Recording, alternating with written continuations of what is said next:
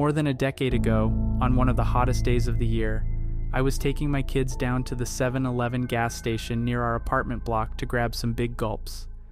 Just as we were walking past a public park right near a tree line, this completely normal, well-dressed looking couple emerged from the trees and started walking right towards us.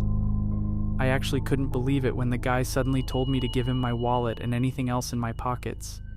I mean, I really thought it was like a dumb joke of some kind. They looked so well dressed that they should have been in the office working or something. I actually let out this nervous laughter, then asked if they were serious. The guy answered my question by pulling out what looked like a fishing knife from his jacket pocket when he opened it and pointed it at me. I shoved my daughter behind me to protect her as best I could. Then, just as I was going to do the same for my son, the woman grabbed his other arm and began pulling him towards her. I honestly felt like my heart was about to explode with fear. There's no other way of describing it. I suddenly just lost all sense of self-preservation as I leapt forward to attack this well-to-do looking woman who just grabbed my boy. The next thing I knew, I felt what I could only describe as a cold punch under the ribs of my left side. I looked down to see the guy had buried his fishing knife in my stomach. What came next felt like a little bit of divine intervention. Honestly, 2 joggers had spotted what was going on and came over to intervene. This scared off at least one of the unassuming muggers. As I turned to check on my kids, though, I felt my legs fall out from underneath me, and I hit the ground hard. I remember hearing someone screaming and thinking it was my daughter. When I looked, the woman who had grabbed my son was on the ground, though, crying and wailing with blood pouring from her mouth. Honestly, I didn't remember hitting her, but she seemed pretty adamant that I did. She was actually trying to make it out like she was the victim of the whole situation, maybe trying to avoid getting arrested. When the cops finally showed up, the police that patrolled that park showed up not long after. The cops actually started asking the woman what happened, like if we were a couple or something. My kids had to tell them that she was the partner of the guy that had stabbed me. This definitely threw the joggers off too, because they must have assumed that was the case as well. The whole time I just kept begging someone to call the ambulance. I was pretty sure I was bleeding to death. I got taken to the hospital, and to my complete disbelief, I was questioned about the whole thing as though I was a suspect. I had no idea what this was about until a while after. It looked more and more likely I was going to be charged with battery for the woman, since it turned out she was actually from a decently well-off family and gotten into some vicious cycle of addiction with some trust fund junkie she'd met in the city. Her family actually tried to sue me when the charges didn't stick, but it was thrown out and she was sentenced for attempted kidnapping not long after. As for me, I had a tube in my chest for 2 weeks after surgery to remove the knife, but thankfully I made a full recovery. Honestly, when I look back on it, I'm just glad my kids didn't get hurt in any way, and I still run through all the horrific scenarios in my head where we didn't walk away from that situation relatively unscathed.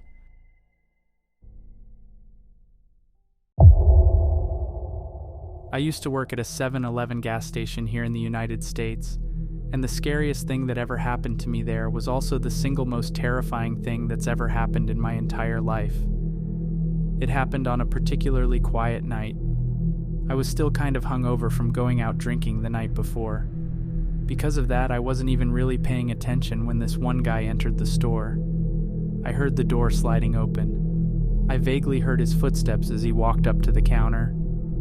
And then, right as I was about to lift my head up and ask the man what he wanted, he slammed something down on the counter in front of me. I remember the very first thing I noticed being the sudden red splatter on my t-shirt, which was plain white.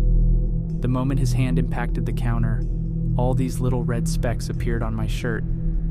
I already recoiled from the shock of having his hand slammed down in front of me, but when I saw what he just slammed down next to the register, I recoiled even further.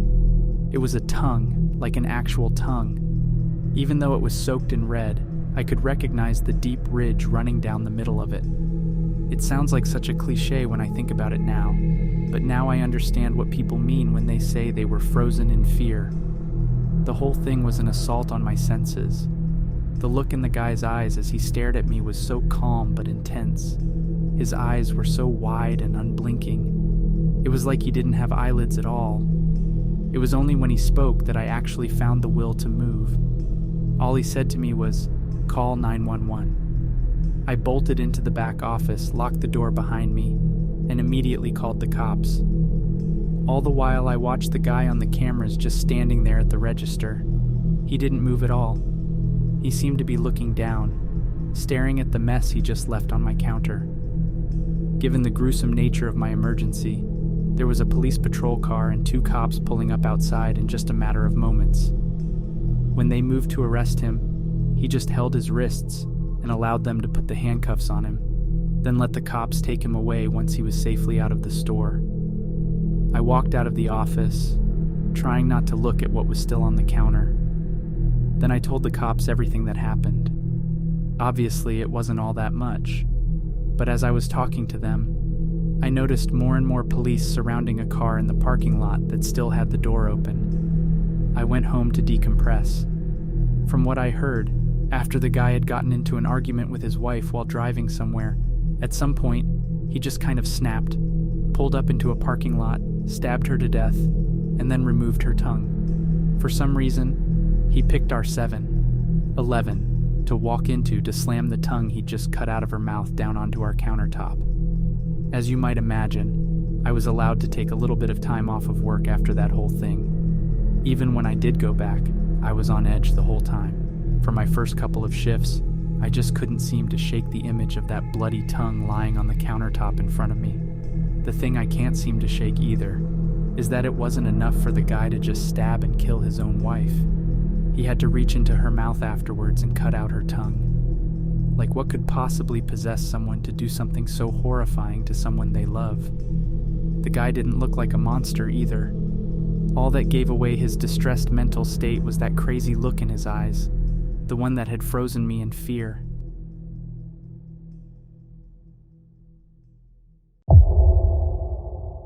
I used to work at a 7-Eleven's that was right next to an art school campus. In addition to all the snacks and drinks, we had a little stationery section and kept some stuff behind the counter too. One of the things we kept behind the counter were scissors, the kind that are sealed in a plastic casing. So one day this customer walks up to the counter with a Gatorade and asks if he can have a pair of scissors too. Of course, I grabbed a pair for him. I scanned them and told him the price of both of his items. Instead of getting his wallet out though, he immediately started removing the plastic packaging from the scissors. I didn't think it too suspicious at first. I figured he needed them for some kind of minor emergency or something, and that he'd pay for them after cutting whatever it was that needed to be cut. Instead, once they were out of the packaging, he gripped the handle like they were a knife or something and looked me right in the eyes. "I could just kill you with these right now, you know that?" I was so stunned I didn't know what to say. I know he must have enjoyed the fearful look on my face because of the way he started smiling. All I could do was reach for my phone in my pocket and start to dial 911. I had no real way of defending myself, and I was hoping the cops would arrive before he actually did anything. Just as I tapped the numbers out, I looked up to see him walking away from the counter, laughing to himself as he walked out of the store.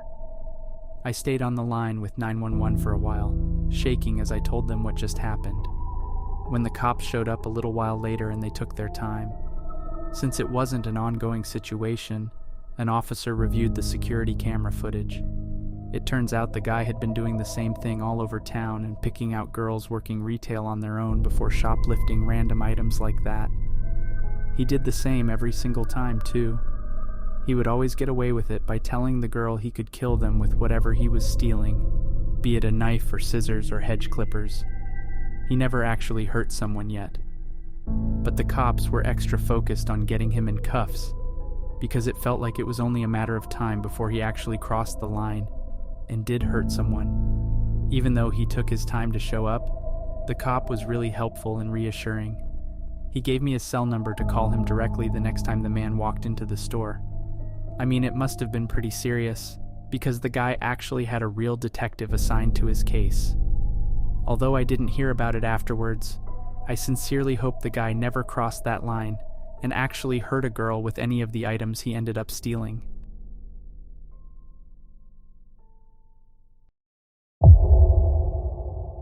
I worked at a 7-Eleven gas station part-time in between classes earlier this year. We got a little rush of customers in the early afternoon. One time I served 2 guys for coffee and smokes, and at the back of the line there was this tiny kid, no older than maybe 11 or 12, just waiting there patiently with a backpack in his hand. Honestly, I thought they looked kind of cute, like a little gentleman doing some grocery shopping for his mom or something. When he got to the front of the line, I asked him, "What can I help you with, sir?" In a kind of joking, playful way, without a hint of emotion on his face, he reached into his backpack and suddenly pulled out a gun. "Give me all the money." When he pointed it at me, I wasn't sure if it was real or not. What? Where the hell would a 12-year-old kid get their hands on a loaded gun like that? It's not like the 7-Eleven I work at is in a high-crime area either. It's actually located in a pretty nice place. And although I've heard 1 or 2 stories from coworkers about some trouble at the store, nothing had ever happened like this. There was one other guy in the store at the time. I looked over at him to see him kind of smiling at the kid, smiling and frowning like he was amused but disapproved of this kid playing a dumb, childish prank. I don't know about guns, but I figured this guy must have, so I tried calling the kid's bluff. "You shouldn't point toys like that, sweetheart. Cops might think it's real or something." The kid then responded by cocking the gun. There was a real metallic sound that sent a shock of fear running through me. I knew no toy guns made that kind of sound. As if to illustrate he wasn't joking around, the kid pointed the gun in the air and fired a shot that went right past my head. After my ears got done ringing and I came to, I heard once again, "Give me all the money," in the same monotone, emotionless way.